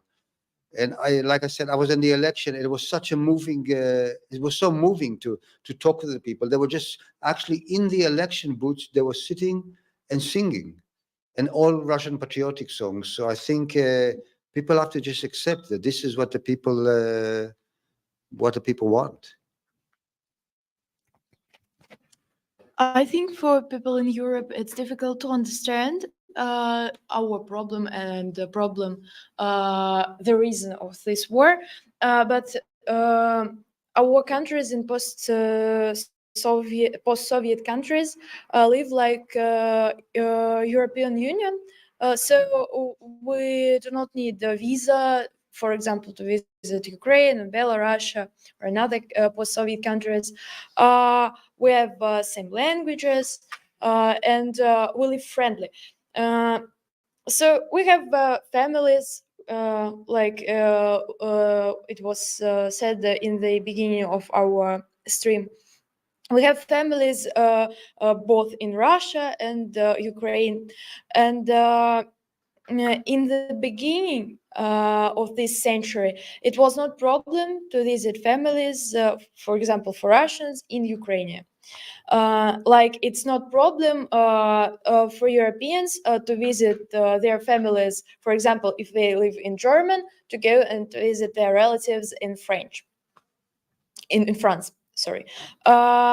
So now and since the beginning of this conflict in 2014. We can't visit our families, our relatives, our friends in Ukraine. Again, according to the law of Ukraine, because there was written that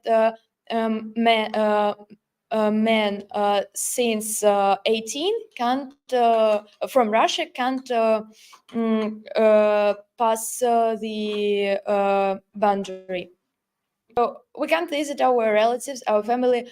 People there can't speak their own language. For example, when you come to France and you try to speak even English, some French do not want to speak English with you because they have their own language.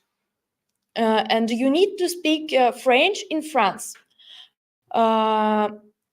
And when you come to Germany, you need to speak German. But sometimes, yes, you can use English, and it's not like a big problem. It's not a problem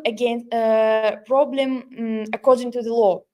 But when you come to Ukraine, it's abandoned to speak Russian. And in different cities, you have problem not only in communication, but you even can be beaten by citizens of this city. For example, in Lvov, my Donbas friends tell me stories then about their trips to Lvov, where they have some problems because they're trying to speak Russian. So it is reason, maybe this reason is more comfort to understand for Europeans, because we have the same situation in post-Soviet countries like you in European Union. So and also we do not try to help European Union to save Britain in your amount. So you do not need to help us to solve our problems with Ukraine. It's our conflict. It is not your conflict with Russia. Or officials say about it. I also want to add a little. You say we don't have rights to make a referendum to separate from Ukraine. First, who are you to say this to us? In our constitution, we have this right, and it's right on our constitution. So we don't break any rules. And we just use our rights, and we do everything like we should do. And we have a lot of foreign наблюдателей, foreign observers in our referendum, and they see that we do everything right, with no mistake, without breaking rules. Okay, first of all, I don't know, I have another video and it shows the reality of 2014 It's quite hard video with blood and fear. I don't. If you're ready, first of all, I would like everyone to see how Ukraine didn't attack anyone in Donbass.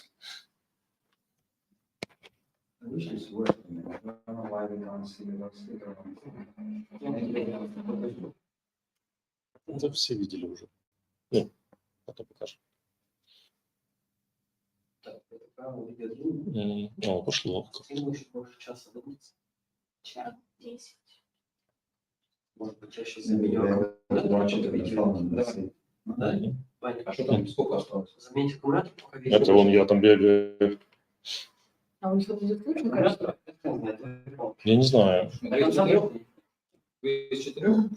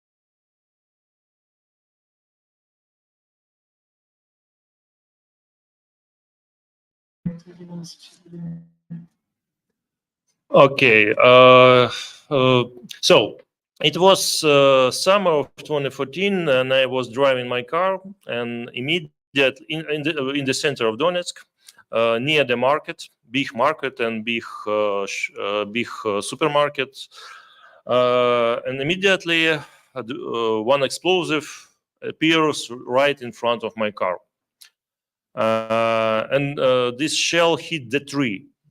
That's why most of shrapnel just fly above my head.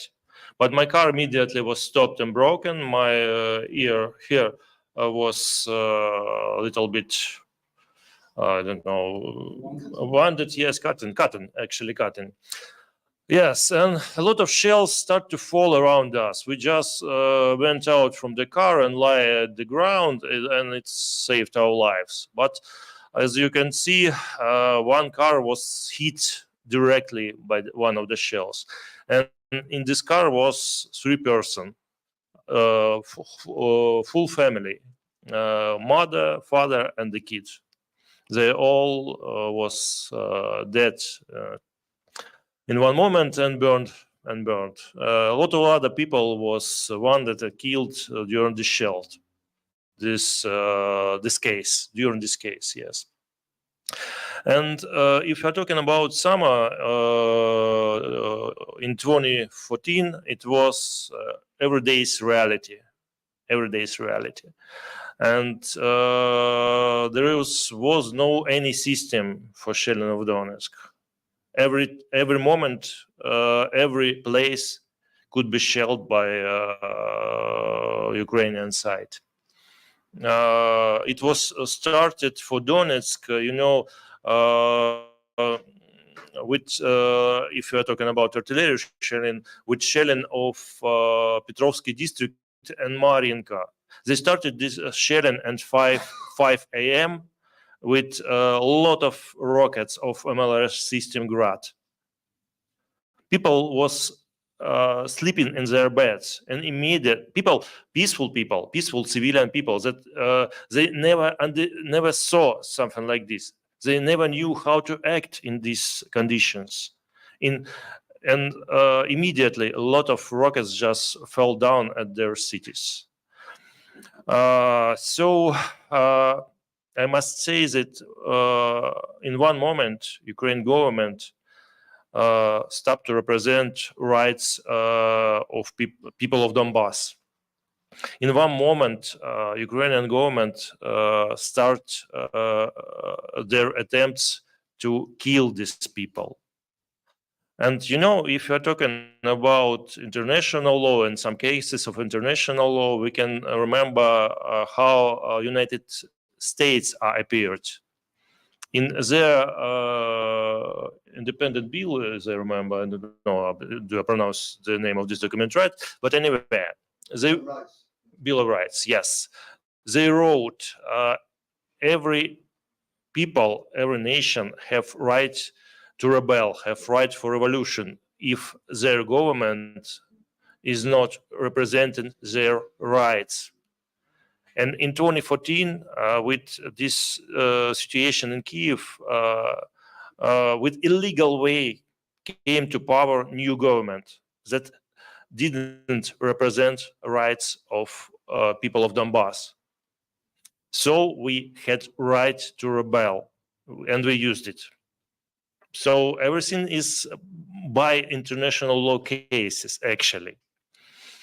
But also, I would like to add that reality is always going forward, but law always going after the reality. And after collapse of Soviet Union, international law didn't have a lot of changes, didn't had evolutions.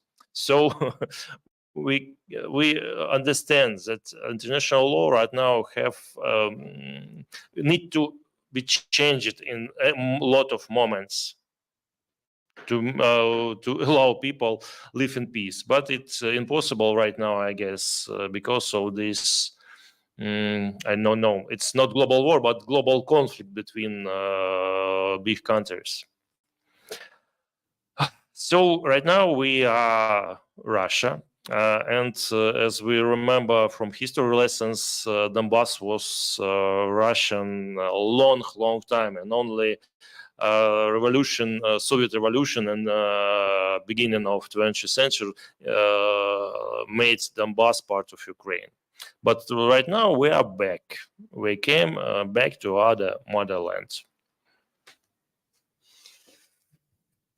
And also about the beginning of the special military operation, I told about the beginning about the provocation of Ukrainian soldiers on last conference, our conference. But now I want to remember it again. I made a material about man and his family from Popasna. It is a small town in Lugansk People Republic. Now it is a peaceful city, but at the time it was on the first line between Russia and Ukraine, between Lugansk People Republic and Ukrainian Nazis. So they told me that provocations from Ukrainians started since the beginning of January. So about month, Ukrainian artillery activized, and sold bombs to peaceful city. And they said that they since 2014 they do not have such stance. Yes. So who was provoking Russia? Ukrainians.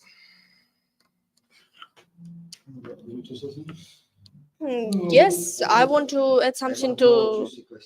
Oh, okay. Yeah, please fire up more questions like this.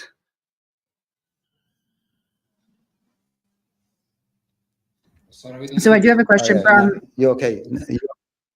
I do have a question from the audience. I think this is a really great question that I also want to know the answer to. So, do you think Donbass carries the last remnants of the old Soviet ideals of universal progress and cooperation?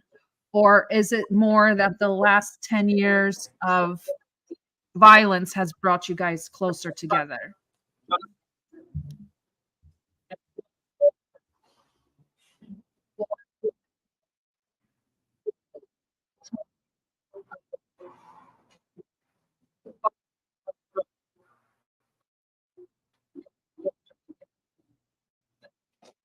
Do you want to ask it in Russian also?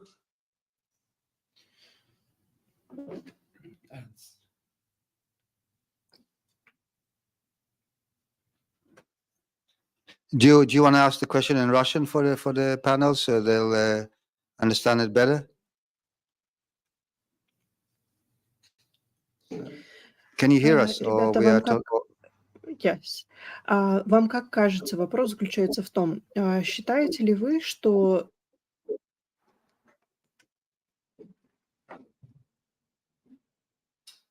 Считаете ли вы, что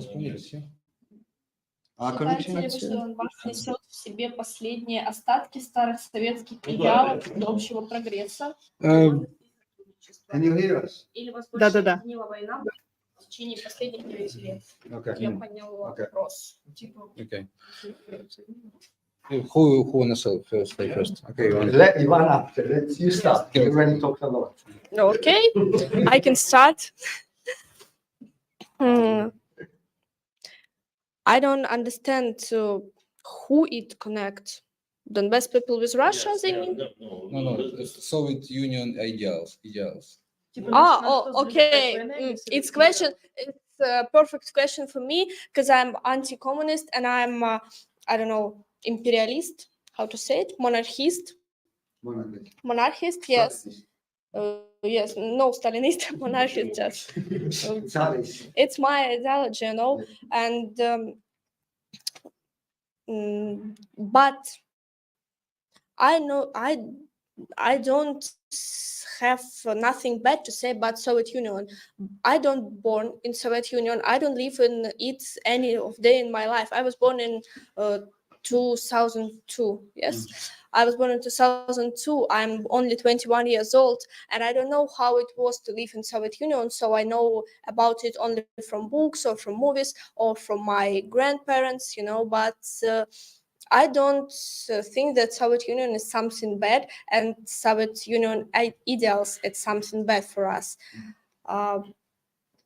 If we talk about what political direction we support here, it's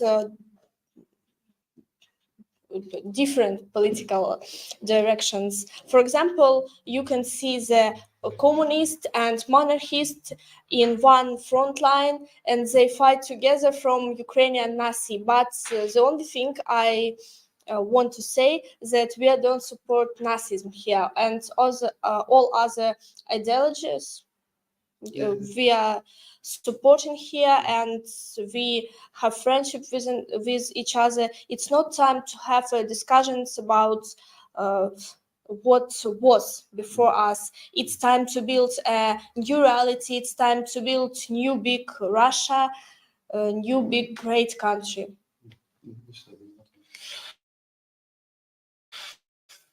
What can I add?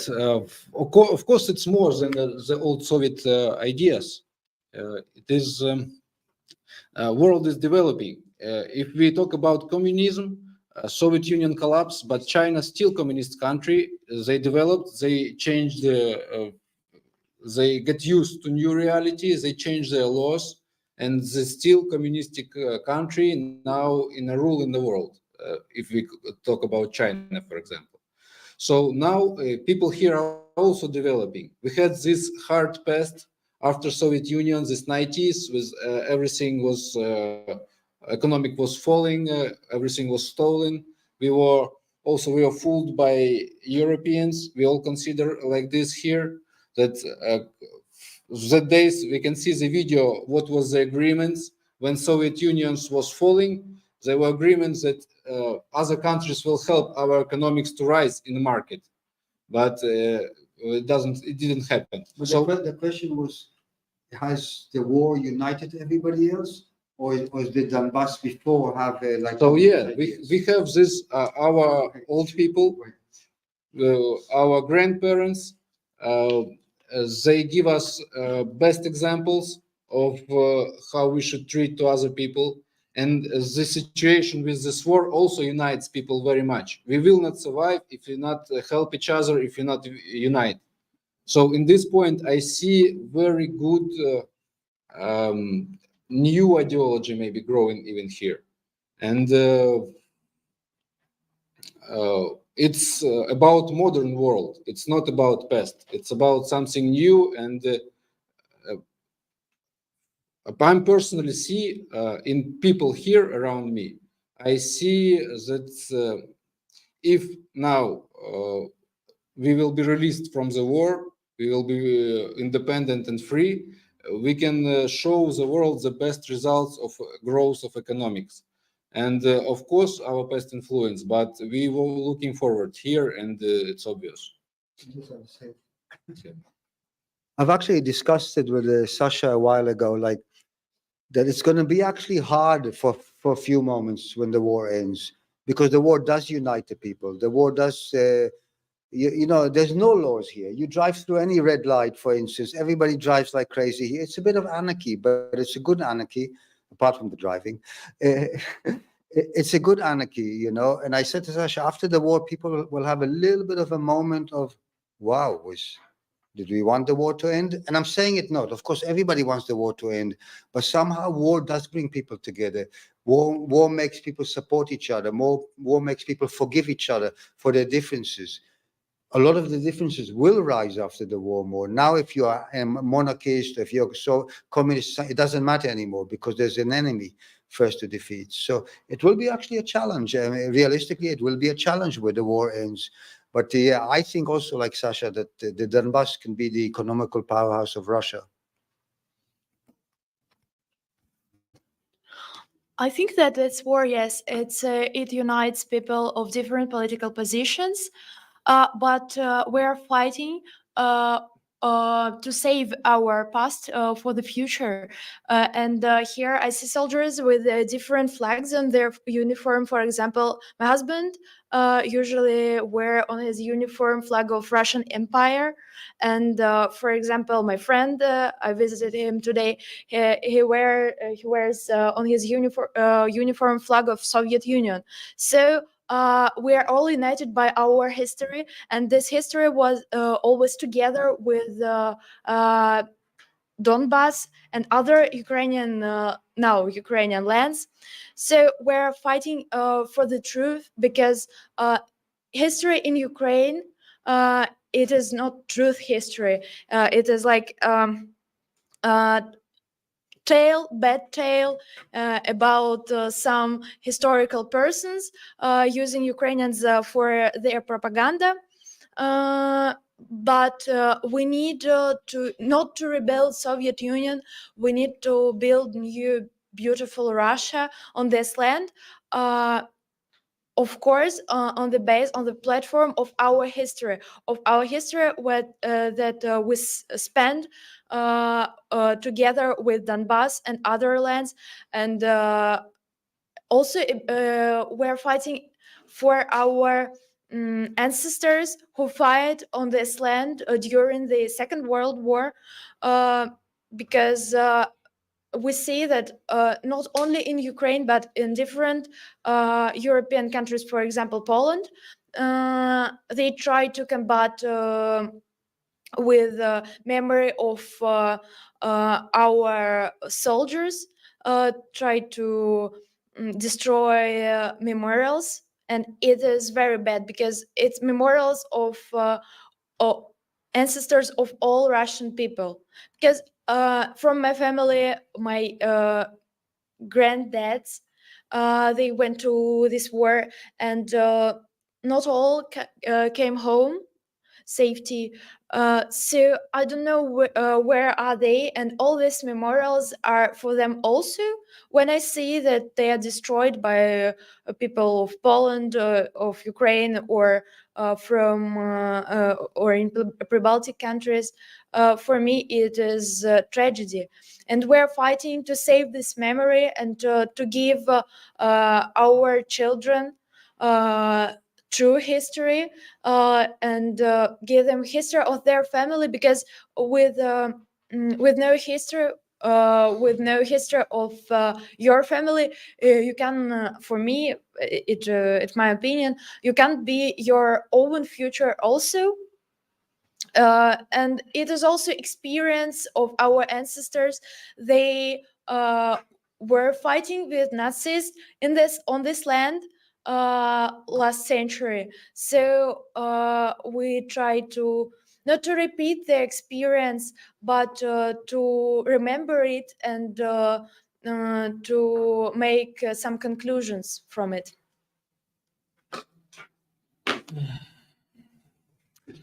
Okay, I guess I'm the only one who remember my childhood in Soviet Union. So I can say. Yeah. As for me, first of all, if you're talking about Soviet Union, its ideology. First of all, ideology of Soviet Union, it was international friendship and cooperation. First of all, and if you are talking about Donbass, what is Donbass? What is the name Donbass? What is it? It's Donetsk coal mining basin. Just it's region where people came to get coal from their mines. And it appears not long time ago, something about 150 years ago, and people came here from all over the world. So Donbass is just huge mix of nations, huge mix of people. And nationalism, it's not characteristic, not for Donbass people. Because it's just huge mix of nations. We are all living together all these times, like in Soviet propaganda was always told, and we just work together. And only one thing was always important: are you a good person or a bad person? That's all. Can you keep your word or you can't keep your word? So I guess for Donbass, Donbass is the most Soviet city maybe in the world, but also of course also the war unite these people, unite these families, because in hard times you should show your best qualities. You should start to help other person, not to help yourself but help someone else. And only people who trying to help someone else can survive during these hard times like war. So I can say that Donbass, it's some regions that saving Soviet ideology and traditions, and also war unite us.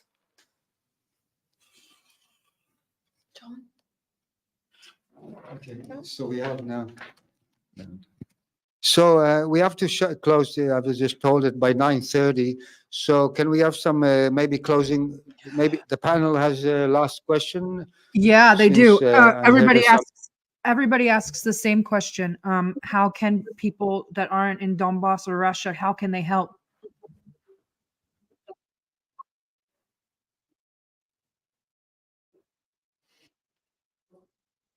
How can you ask them how the world can help them? I can say for something very simple, just to start with. Stop sending weapons and money to Ukraine. The war will be over tomorrow. But I'll let, I think they'll say something similar. I have a very good example. I have friends from French who has collected the clothes, drugs, food from all people who wants to help us, and they come to Donbass. They come, of course, illegal.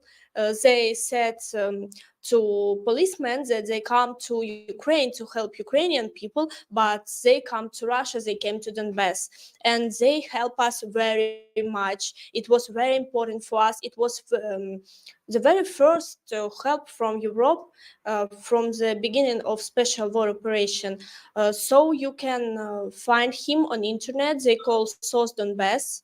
They're from French, but they collect the help, the things from all of the Europe. So you can find them, and you can participate to them, join to them. Yes, maybe. That's one of the things I have. Actually, I would like to ask something. Also, if people want to help in this moment in a more small, practical way rather than a big way, we are running now a lot of projects. Like I said, every video we do, one person touches our heart and we help them. We actually got an amazing donation because there's a video we did about this little girl, 10 months old. She lives with no toilet, with no shower, with no kitchen, with her mother and a disabled grandmother. So we actually going to buy her a house. We got a donation today of $5,500. It's almost enough, but this is what we're doing here. So if you check the Cafe Revolution Telegram group or YouTube channel, you can see how you can help. We're going to show publicly how we, like today, tomorrow we have to buy a phone for this woman because she cannot get her benefits without a smartphone because everything goes through the app. So we are doing our small thing there. So if this is helping in the small way, but in the big way, yeah, just tell your governments to, I was going to use a dirty word, but tell your governments to, somebody else wants to use that dirty word. You can easily help us in information war because Russia is losing it every day. So you can like spread information between among your friends, among your relatives, and help us in social media. You can also, if you are journalists or like social works, volunteers, you can make your own materials about Donbass. We will glad to help you in it. So yes, information war, we need help in it very much. You want to say something? Okay, everyone said one by one, part by part, everything we need. But maybe I say last thing. Just come to visit us. Come to see by your eyes what is really happening here. We are ready to meet you and ready to talk to you, ready to show you really what is really happening here. Come to visit us. I actually have to say something about it. Yeah, and I especially like to ask, because actually, if all goes right, I will finally meet Pushilin very soon. And my proposal is that we do actually conference here of independent journalists and bloggers and social media activists in Donetsk. I don't want to say the month, but this year still. So like this, you can help us. Come and show solidarity. Don't be afraid. It's not so dangerous. You don't have to go to frontline suburbs. You know, it's your choice. You know, if you feel a little bit afraid, or I mean, not everybody is crazy like us, so you can just stay in Donetsk. It's not dangerous. I can assure you, it's a beautiful city. There's good food. It's a nice river. It's a nice place. Yeah, come here. There's actually no problem to come here. And maybe we will actually set a guide. I will talk afterwards with everybody and with the girls and with Ivan. We can set a guide, actually, good idea, of how to come here. You know, it's like, it's possible. It's possible. It's a nice place. I mean, that's an amazing idea because that shows solidarity. I mean, it's insane. It's crazy. It's totally out of the world that I'm the only foreign reporter at the moment in Donetsk. There's Patrick, but Patrick is like went somewhere else. He's in Armenia. There's Christelle, but they're like locals already. They don't even consider it foreign. I mean, let's have a bit of a gathering here. It would be amazing. Yeah, it's it helps so much when we see Johnny here. It's make us rise up, make us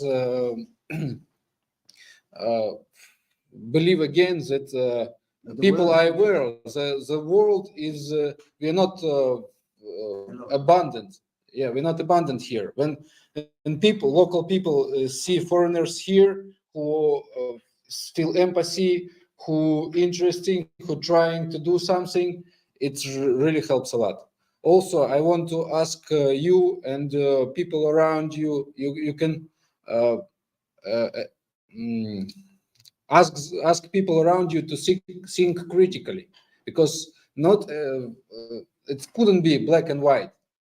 Always there is someone interest can be hidden somewhere, and if we observe this situation, if you give more attention to the situation, you will build your opinion, and it will be harder to fool you, and it will be benefited to all of our planet if we create instead of fighting. We will change the world very quickly. And also, I mean, you know, it's the end of the stream, so it's time to a bit of advertisings. So follow all our Telegram channels. It really helps. Our Telegram channel, which is Cafe Revolution, and also they're both Telegram channels. They're all in the links below. And I'm going to talk with them after the stream. They're going to start to post some things in English also. So you're going to get a totally different perspective. Young people in the beginning of their lives and how they feel here, you know, because they're going to show you different things that I'm going to show you. My eyes are different. I look at the world in a different way. They look at the world in a different way. So yeah, I would suggest, I mean, also apart from following Cafe Revolutions, following them both. And know it looks that most of the posts are in Russian now. I guarantee you it's changing. It's changing. We want with Nastya, we want to send our regards to our boys, our Yes. fighters. So name. I just want to say hi to all the boys who protecting us right now, to our soldiers, to everybody who knows me, and of course to my husband Sasha. His nickname is Vostok. Vostok, I love you so much. And I want to say hello for all boys from Special Forces. You know, I know you are watching now, and also for my husband Alec. I love you. I mean, this is so beautiful, and yeah, I mean, they are both warriors, and they are both also married to warriors. So yeah, it's a circle here, and I mean, I'd like to share a story when I was a media observer in the elections last month. There was about 10 women there, and they were singing the song to Russia. First of all, they were singing shaman song, Yaruski, but then they were singing an old song. You don't like it. I actually quite like it. And they were singing an old song to Russia. And then I asked all of them, but where are the husbands, the fathers, the brothers? Frontline. They're all on the front line, you know? So all these women were there, but all their husbands were on the front line fighting. So it's a family thing here. You know, people are fighting for their homes. This is what people have to understand. They're fighting, and they're not going to give up. From what I understand, the West is wasting its time and weapons and energy because they're not going to give up. They're only going to cause problems within a beautiful family. In this beautiful family is Russia and Ukraine. Better get out, and this family can sort out its story again. And I think I say it almost every time I'm online. I was in Bosnia a couple of years after the massacre after the war finished between Bosnian Serbs and Muslims. They sat together, they were eating together, they were friends again. And I asked them, how come you killed each other just a few moments ago? They said, we went crazy for a few moments, but we are brothers. And the people here are more even brothers. They're from different religion. They're Bosnian. Here the people are so close. When the West leaves, this will be resolved. And many people don't believe me here, but I know Ukrainians and Russians. I can't even call them Ukrainians and Russians. They're Ukrainians and they're Russian. I know that Nastya, she grew up, she spoke Ukrainian. So it's not even possible to say Ukrainian, Russians. The people, this family here, this Slavic family will sort out their story. I have no doubt. Thank you. If you want to make a closing statement. Sarah, unmute. Forgetting to unmute myself. I think that the last question round summed it up as best as I could. We can't hear Sarah. I'm sure we'll be planning another episode soon. I want to thank everybody who joined us, especially our panel. JM had to drop out early, but thank you, JM. And as always, my lovely Lydia. Our next episode will be talking about the history of the OUN and the Canadian Nazi debacle. So please like and subscribe to our YouTube and follow us on all platforms. Thank you. And until next time, thanks again, Johnny. And thank you to all of our guests from Donbass.